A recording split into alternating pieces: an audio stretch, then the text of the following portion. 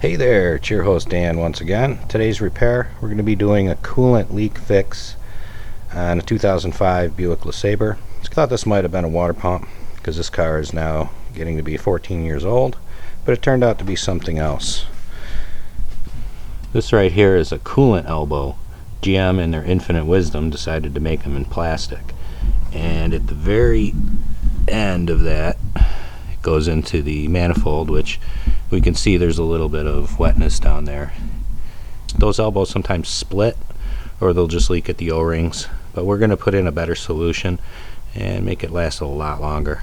Now the first step is I got to drain the radiator because we're going to be switching this over from Dexcool to the green stuff, and I'm looking everywhere for the petcock. Usually it's on where the lower radiator hose is. I'm checking over there on the passenger side and I can't find it. I'm going, what the heck? And I'm almost contemplating if I want to, take off that lower radiator hose so I can dump the coolant. But I'm like, man, there's got to be a petcock on here. This is crazy. So I did find it. There it is in the right corner there, that little thumb screw guy. So that's what we'll uncrack to drain the radiator.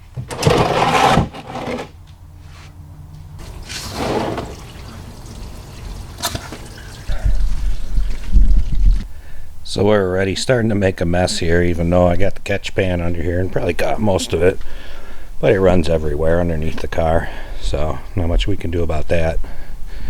Let's take a look over here. This coolant system's probably been, just a little bit abused, but not too bad. Look in the hole here. I've kind of already rubbed it. There's like a residue in here. See, it kind of comes off a little, but we're going to do a flush to this system too. Once I get the elbows on, we're going to run it on straight water for maybe a week or two and then drain that, and then we'll put the coolant in till we get it clear at least. But it's kind of rubs off. It was just the start of probably the Dexcool wanting to start to clump in the engine there, but it's not too bad. So next step here is we got to get the overflow can off. We'll get that cleaned out too. Give us a little more access to work over there. So let's get this catch can off. Looks like there's a little snap fit right here. Just use a panel popper to get that guy off. 10 millimeter down here. It also looks like another 10 millimeter there on the back side. Bolt down there is a little rusty, so I'm going to give it a little shot of the PB.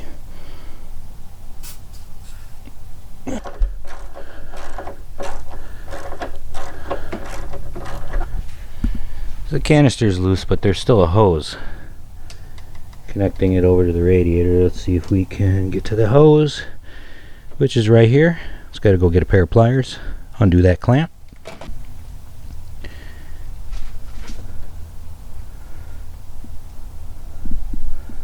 We'll just move that clamp away. Should give us enough to squeeze that off. There we go. Get that disconnected. See, it should just kind of pull through. So we're gonna just pull it on through. Come on, little guy. Oh, you're a leaker. Okay. Loop around this so it doesn't get caught when I pull it out. Alright, the tank's loose, so I can get this whole tank to lift on out. There we go, she's free. Alright, so the tank's out. I'm going to clean this up, dump out the contents, and get her washed up. As you can see, this is giving me a lot more room in here now.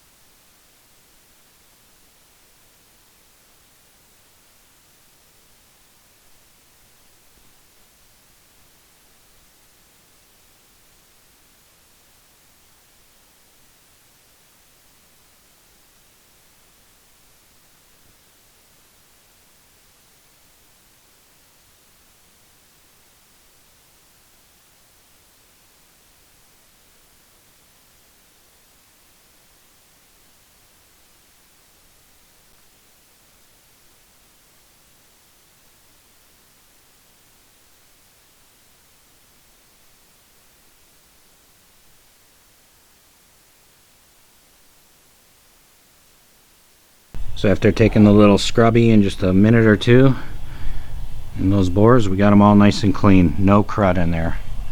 And those two. Get the one down there, and there's also this one underneath. It's really hard for me to get the camera in to get the right angle there. There we go. So now it's time to move on to the new part. So here's the plastic elbows. This is the bigger one. This one really wasn't a problem. This one right here, this is the smaller one. This is where it went into the motor. And I'm noticing now that this thing completely cracked off, so that means there's the other parts still stuck in there. I'm going to have to get out. I have to fish that out. So that's what the failure was here, because it's plastic. But we're going to use these aluminum heater hoses. And these aren't going to crack like the plastic ones. And this should pretty much last forever. Lifetime of the car. It's not a very expensive part. I think this was only 13 bucks at the parts store. Of course, the whole job is pretty much labor, but I gotta go now investigate and find this other little cracked piece that's still stuck in the motor and get that out. And then I can start putting these guys on. So as expected, yep, that little piece was stuck in the motor, which took me a minute or two to get it with this hook tool here. I'm just going to very carefully get, oh, there we go, we got it out. We sure don't want that floating around in the water jacket. Where did it go? Down on the ground somewhere. I'm not getting it. Screw that. We know the elbow broke. We know why. That's all I need to know. And we got the piece out. Before we go and install these elbows, I need to put a little bit of lube around the O-rings so that way they go in right. Some people use oil. You can use whatever you want. I'm going to use this. Boom. Plumbers waterproof grease. This is what plumbers use, and they're pretty much well, some plumbers we use this on things like rubber seals and gaskets and stuff. So we're just going to use some of this. We're going to coat these with this waterproof grease. This way things slide together. It won't create a dry spot on the O-ring. Make it want to bind or try to roll over on itself. Just a little grease them up.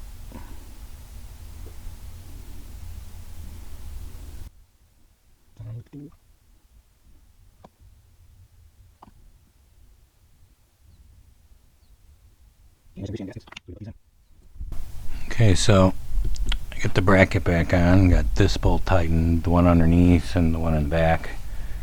It's just the three. Let's fill the radiator back up after, putting the stopper in the bottom, of course. Use distilled water here for this because we're not using tap water. We don't want like minerals and stuff like that to settle and get in the cooling system in the wrong places. But the elbows don't appear to be leaking at all. But I checked the other one, the lower one, and they seem pretty good. This level is above that, so they should be full.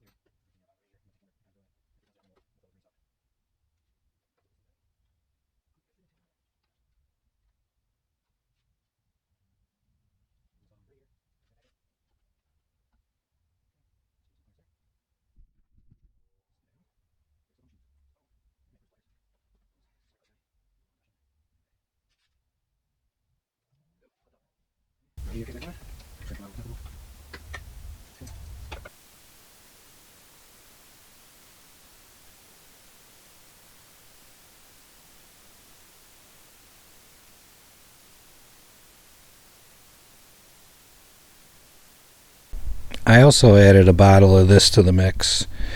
It's Prestone radiator flush and oil degreaser. It says it'll break, like it has an acid cleaner in it here that'll break some of the corrosion, some of the deposits. So we added this into the radiator. We're going to run it on water for a few days, like I said. Probably drain it. Maybe even do water one more time. Make sure it runs clear first. Then we'll put the green coolant in and be done.